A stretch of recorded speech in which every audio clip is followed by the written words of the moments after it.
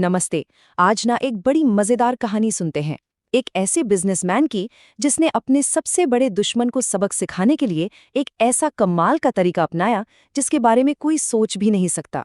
ये कहानी सिर्फ चालाकी और जलन की नहीं है, बल्कि एक जबरदस्त बिजनेस स्ट्रैटेजी की भी है। तो एक सवाल से शुरू करते हैं। क्या कोई सिर्फ नकल करके मतलब कॉपी पेस्ट करके हमेशा कामयाब हो सकता है? या फिर इसकी भी कोई लिमिट होती है? कोई ऐसी गलती जो आखिर में सब कुछ डुबो दे? इस सवाल को जरा ध्यान में रखिएगा, क्योंकि पूरी कहानी इसी के इर्द गिर्द घूमती है।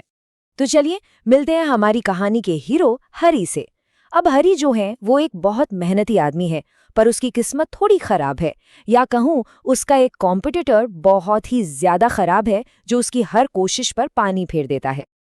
अब सीन ये था कि हरी कोई भी काम शुरू करे, मान लो कद्दू बेचने का या फिर मछली का, उसका जो कॉम्पिटिटर था वो फौरन वही धंधा शुरू कर देता था। और उसकी स्ट्रैटेजी बहुत सीधी सादी, हरी से कम दाम पर बेचो और उसके सारे कस्टमर अपनी तरफ खींच लो। और ये सिलसिला बस चलता ही जा रहा था।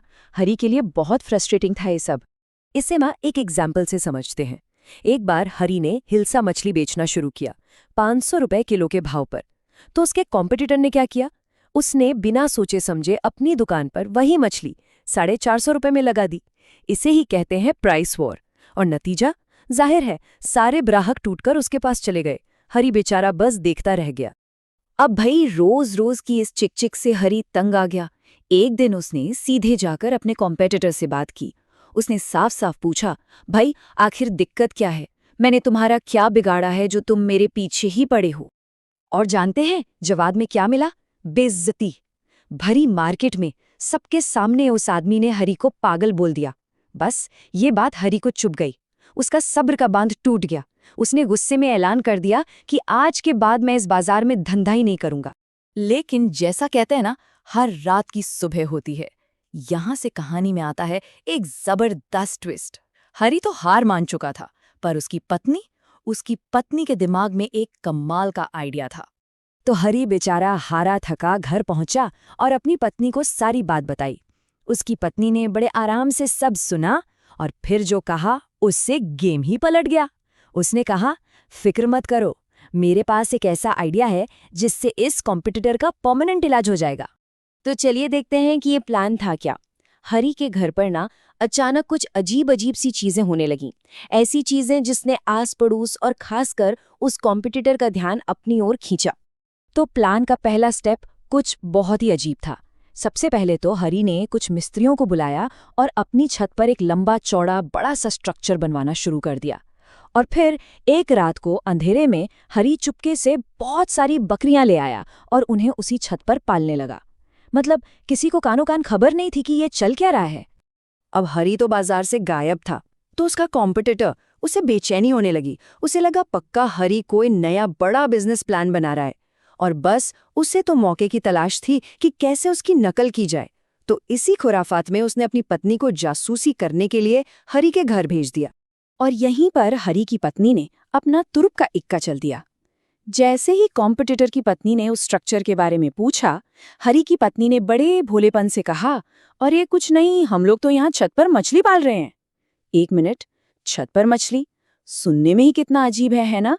लेकिन यही तो प्लान था। तो देखिए प्लान कितना जबरदस्त था। असल में पल रही थी बकरियां और अफवाह फैलाई गई छत पर मछली पालने की। ये होती है असली स्ट्रैटेजी, जानबूझकर गलत जानकारी देना ताकि नकलची कॉम्पिटिटर अपने ही जाल में फंस जाए। और वो कॉम्पिटिटर, अरे वो तो ईर्ष्या और लालच में इतना अंधा हो चुका था कि उसने इस ऊटपटांग बात पर भी फौरन यकीन कर लिया। उसके दिमाग में बस एक ही चीज थी, हरी से पहले मुझे अमीर बनना है। बस फिर क्या था, बिना दिमाग लगाए उसने भी अपनी छत पर वैसा ही स्ट्रक्चर बनवाया और उसे लबालब पानी और मछलियों से भर दिया। और अब आता है कहानी का क्लाइमैक्स, वो हिस्सा जहां सब कुछ साफ हो जाता है। देखते हैं कि किसकी स्मार्टनेस काम आए और किसकी बेवकूफ़ी उसे ले डूबी। अब छत पर इतना सारा पानी, उसका वजन दीवारें कैसे सहती? धीरे धीरे दीवारें कमजोर होने लगीं, उनमें दरारें आ गईं और फिर एक दिन धड़ाम, पूरा का पूरा घर ही ढह गया। मतलब उसने अपनी बर्बादी की कहानी खुद अपने हाथों से लिखी थी। और उसी वक्त हरी क्या कर रहा था? वो अपनी पाली पोसी मोटी ताजी बकरियों को बाजार में बेचकर पूरे 90,000 रुपए कमा रहा था। और उस जमाने में 90,000 रुपए मतलब बहुत बड़ी रकम होती थी। इसे कहते हैं स्मार्ट वर्क का नतीजा। कहानी के आखिर में हरी अपने उस बर्बाद हो चुके कॉम्पिटिटर के पास गया और उसे पूरा प्लान समझाया। उसने कहा, भाई, जब तुम मेरी नकल करके अपनी छत पर पानी भर रहे थे, तब मैं असल में अपनी छत पर बकरियां पाल रहा था। तो इस पूरी कहानी से सीखने को क्या मिलता है? सीधी सी बात है, जैसे को तैसा। आप जो बोएंगे वही तो काटेंगे, है ना? उस कॉम्पिटिटर ने हमेशा हरी को बर्बाद करना चाहा और आखिर में खुद ही बर्बाद हो गया। और हरी, उसने अक्ल से काम लिया और जीत गया। तो आखिर में एक सवाल जरूर उठता है, क्या जलन या ईर्ष्या हमेशा ही बुरी होती है, जैसा इस कहानी में हमने देखा, या फिर कभी-कभी ये हमें और बेहतर करने के लिए मोटिवेट भी कर सकती है? इस बारे में सोचिएगा जरूर।